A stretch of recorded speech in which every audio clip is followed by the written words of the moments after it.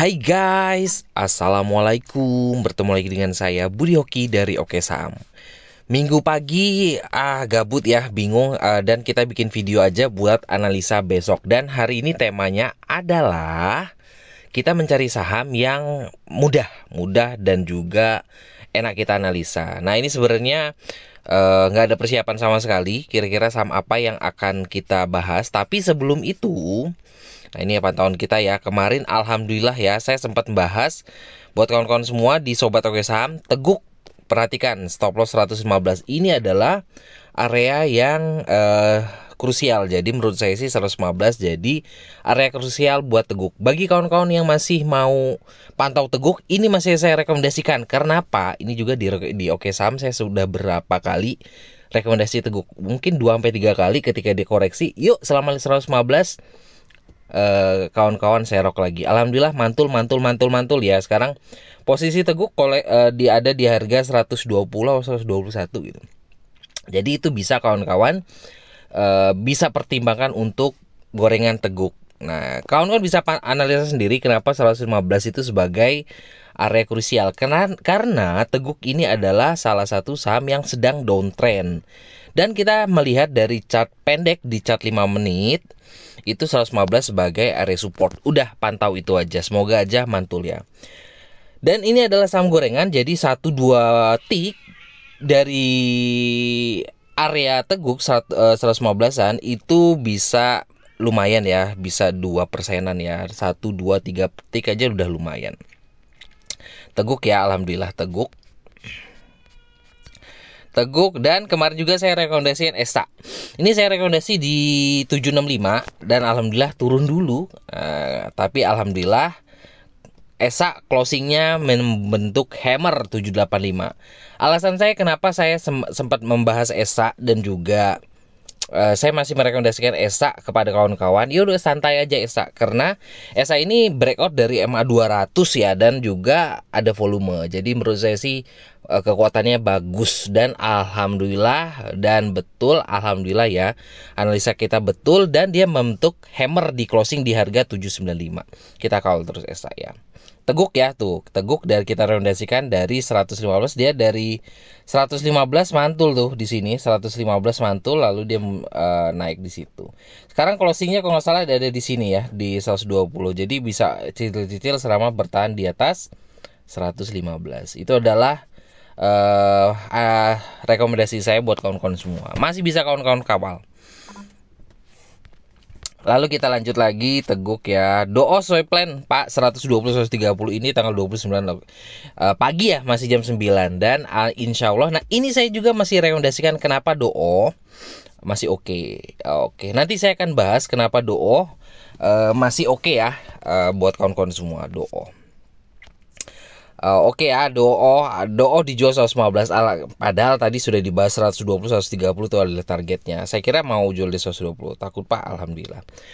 Oke, ini adalah saya akan membahas beberapa rekomendasi dulu yang gorengan. Nah, ini kenapa saya membahas Teguk itu masih oke buat kawan-kawan semua.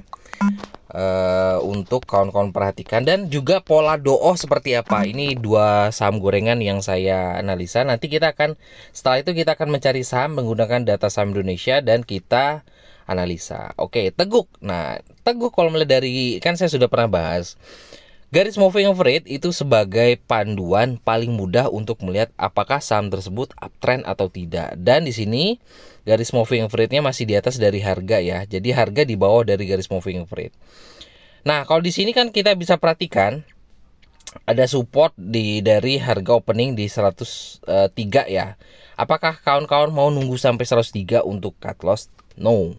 Kenapa? Karena fraksi dari harga di bawah 200 itu adalah satu tik ya. Satu tik itu atau satu harga. Satu tik turun itu berarti satu harga, 1 poin ya turunnya. Dan itu juga cukup lumayan. Nah, jadi kita nggak mau ambil resiko cukup gede untuk saham-saham yang sedang dalam keadaan downtrend. Tapi menurut saya sih menarik karena ini sudah berada di area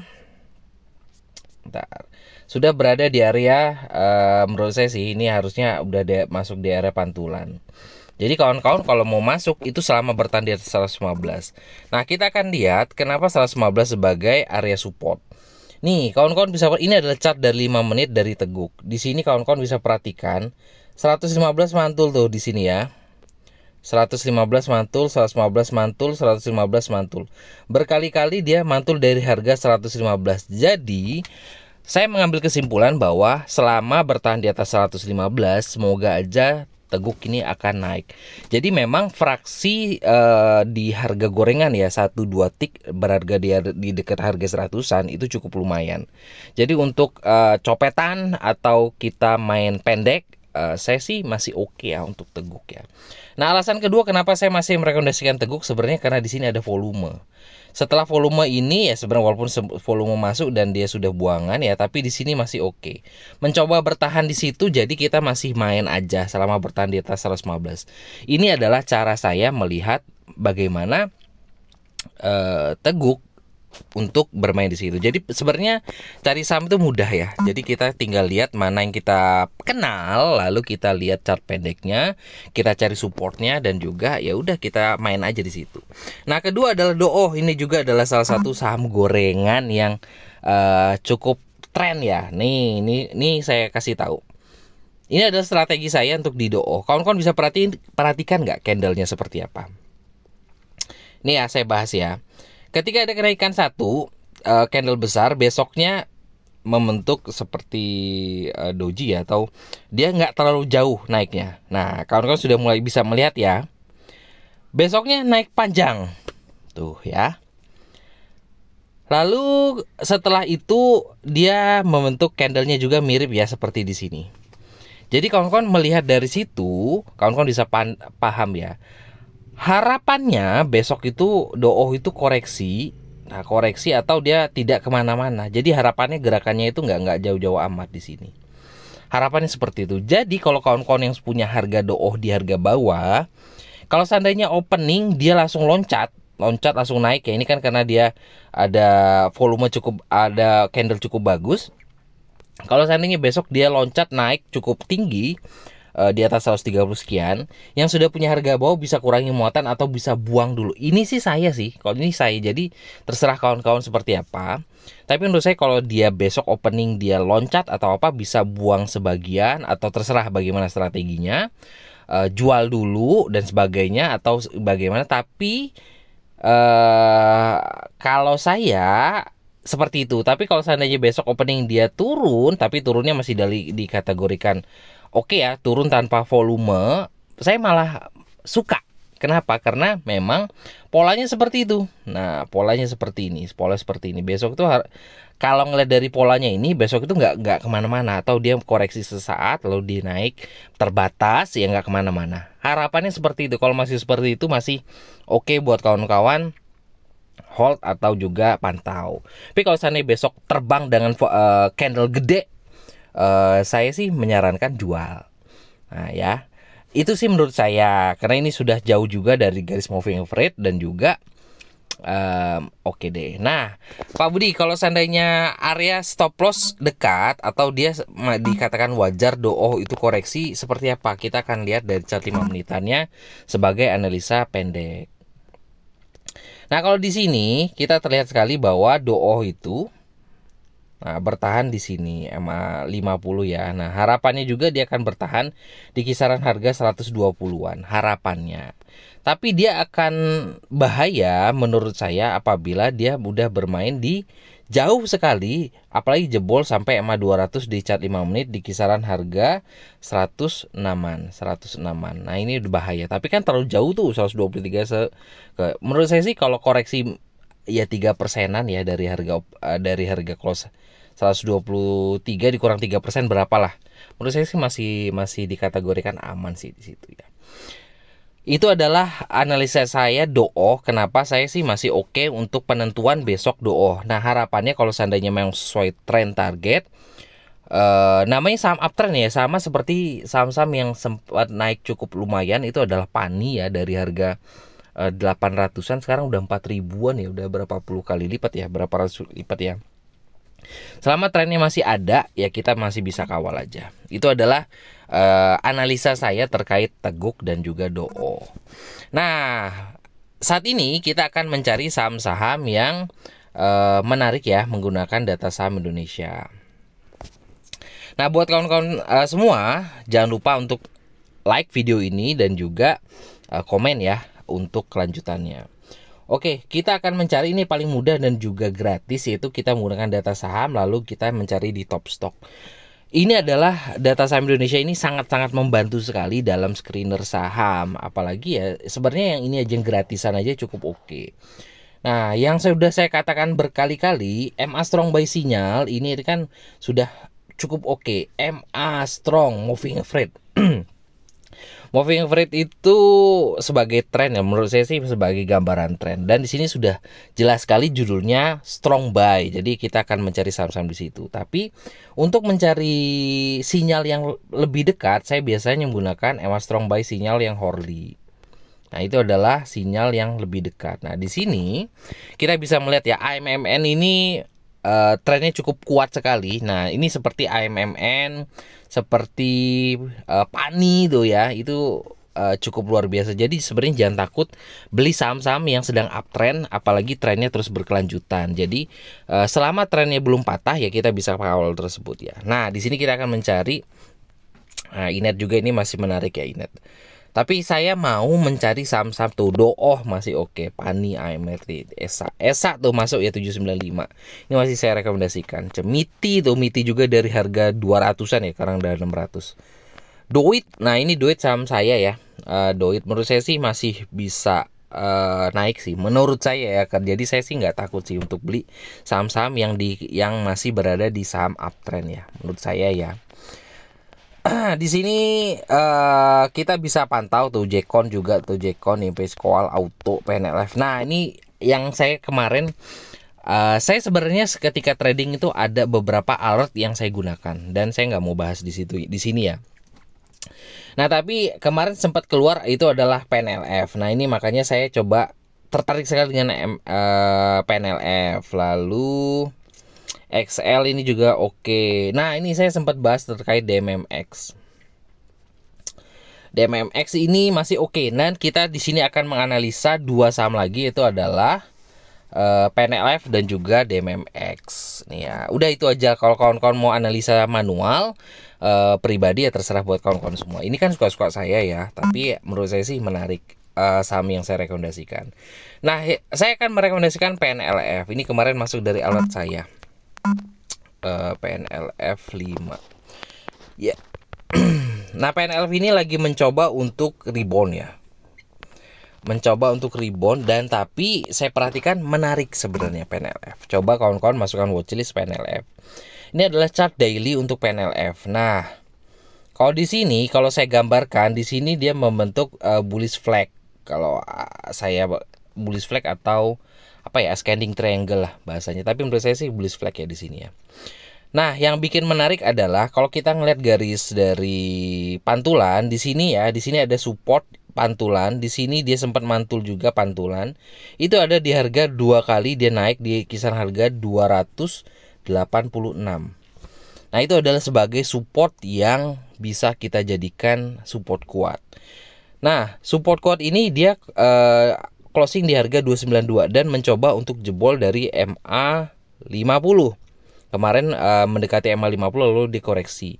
Harapannya sih besok dia jebol ya dari MA 50, ini akan cukup menarik. MA 50-nya ada di harga 296. Berapa tik ya itu ya? 2 tik ya, 2 tik lagi ya. 294, 296. Itu jebol dia bakal naik. Tapi ini menurut saya menarik ya. Kalau kita ngeliat di sini analisanya untuk bandarmologinya atau akumulasinya, ada akumulasi walaupun tidak terlalu besar. Nah, kita akan melihat ini dijadikan watchlist dulu ya. Yang saya menarik di chart 5 menit, candle-candlenya membentuk hijau ya, rata-rata hijau di sini menarik.